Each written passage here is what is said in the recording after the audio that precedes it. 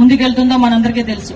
అయితే పెరుగుతున్న టెక్నాలజీ దృష్ట్యా అది మనకు ఉపయోగపడాలి, కానీ రోజు రోజుకి పెరుగుతున్న టెక్నాలజీ అది కొత్త పుంతలు దొక్కి ఓవరాల్ గా చెప్పాలంటే మన మనుగడకే ప్రశ్నార్థకంగా మారే పరిస్థితి ఈ రోజు రాకూడదు అనే ఒకే ఒక ఉద్దేశంతో ఈ రోజు ఈ కార్యక్రమాన్ని ఏర్పాటు చేయడం జరిగింది.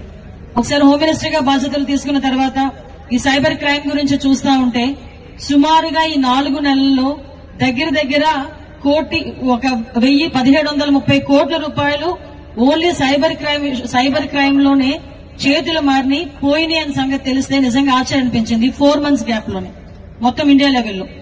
అంటే ఒక అవేర్నెస్ ప్రోగ్రామ్స్ ఉన్నాయి, సైబర్ క్రైమ్ కోఆర్డినేషన్ సెంటర్స్ ఉన్నాయి, 1930 కాల్ సెంటర్ నెంబర్ ఉంది. ఇవన్నీ ఉండి కూడా పోనీ ఎవరు చిన్నపిల్లలు లేకపోతే చదువులేని